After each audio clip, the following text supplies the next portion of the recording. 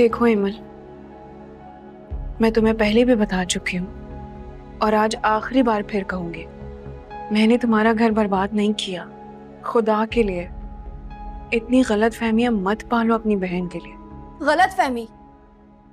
तुमने हॉस्पिटल से वापस आकर झूठ क्यों कहा था एनी? तुम्हें पता नहीं है मम्मी और शहरियार इस मामले को लेकर कितने जज्बाती हैं? मुझे डॉक्टर ने कहा था, मैंने अपनी तरफ से कुछ नहीं कहा। हाँ, जो डॉक्टर ने कहा तुमने मान लिया बगैर टेस्ट के। ये तक नहीं सोचा जब सच सामने आएगा तो मुझ पर क्या गुजरेगी। इसने तो तुम्हारा भला ही सोचा था ना बेटा, और ये तो तुम्हारी जिम्मेदारी थी ना कि इस बात की तस्दीक तुम खुद अस्पताल से करती। हाँ, ये तो गलती हो गई मुझसे कि अपनी बहन पर यकीन किया मैंने। अंधी हो गई थी मैं खुशी में, मैं समझ ही नहीं पाई। मैं समझती हूँ इमल कि तुम पे क्या बीत रही है, लेकिन तुम ये भी तो सोचो कि ये खबर सुन के शहरियार भी तुम्हारी तरफ लौट आया था। हाँ, और हकीकत जानकर वो वापस पलट भी गया। और आपको पता है शहरियार क्या समझ रहे? उसे लगता है कि एनी को झूठ बोलने के लिए मैंने कहा है। बुरी तो मैं बन गई ना। कितनी आस थी मुझे औलाद की। ये खुशखबरी सुनकर मैं कितनी खुश हुई थी। मैं समझ ही नहीं पाई कि ये मेरी बहन का घटिया खेल था।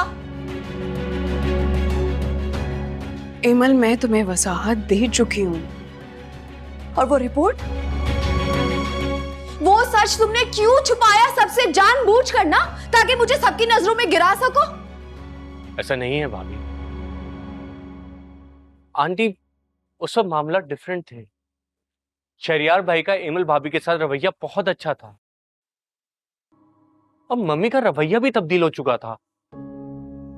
हम दोनों अच्छे मौके की तलाश में थे कि जब हमें मौका मिलता हम शहरियार भाई को सारी हकीकत खुद बता देते, मगर किस्मत ने मौका ही नहीं दिया। बस कर दो अफान। मैं अब तुम दोनों की बातों में नहीं आने वाली, क्योंकि तुम दोनों ने जो करना था वो तुम दोनों कर चुके हो। अब प्लीज चले जाओ यहां से। अब मैं तुम लोगों की शक्ल भी नहीं देखना चाहती।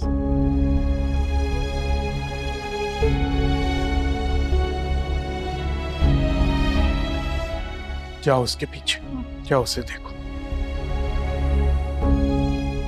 एनी,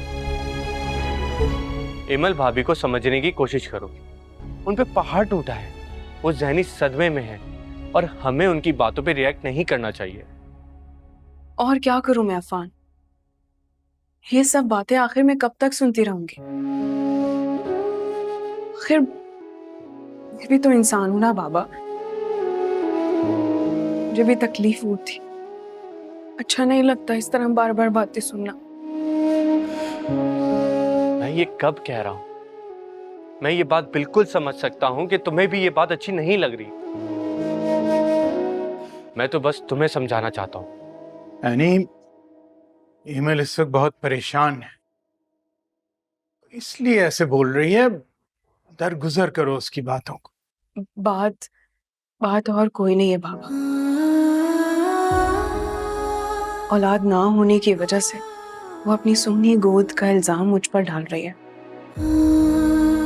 और आप कह रहे हैं कि मैं दरगुजर कर दूं? कैसे?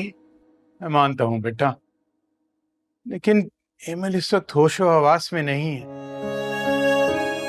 तुम बहन हो उसकी, अगर तुम नहीं समझोगी तो और कौन समझेगा? अंकल, आप तसल्ली रखें। एनी को मैं समझाऊंगा। और जहां तक शहरियार की बात है, तो शहरियार को मैं बहुत अच्छे से जानता हूं। वो इमल भाभी के बगैर नहीं रह सकता। आप देखेगा, वो उन्हें वापस लेने जरूर आएगा। इंशाल्लाह। बेटा कोशिश करना कि ये दरारें जल्द भर जाएं, वरना जरा सी दरार जो है ना वो घर को तबाह कर देती है। अल्लाह बेहतर करेगा, मुझे पूरी उम्मीद है। शहरियार से कहना कि उसने मेरी बेटी को घर से निकाल कर अच्छा नहीं किया। तवक्को करते थे कि वो समझदारी से फैसले लेगा, वरना बेटियां किसी भी बाप पर भारी नहीं होती। अंकल मैं बात करूंगा, आप फिक्र ना करें। बाबा, मैं चाहती हूँ कि मेरी तरफ से आप एमल को समझाएं कि ये जो कुछ भी है, बेशक बदगुमानियां ही क्यों ना है, उन्हें दरगुजर करे और उन्हें खत्म कर दे। और अगर फिर भी वो ना मानी तो मैं अपनी बहन के लिए सच्चाई साबित करने के लिए वो घर भी छोड़कर आ जाऊंगी।